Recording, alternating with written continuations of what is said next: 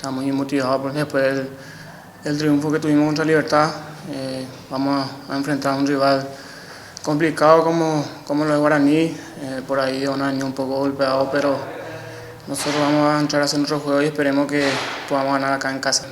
Gracias a Dios se pudo lograr un triunfo que viene bien al equipo, al grupo, y esperemos que contra Guaraní se pueda venir otra victoria más. Guaraní tienen un buen plantel, como se dice, tienen dos plantel que tranquilamente pueden armar dos equipos.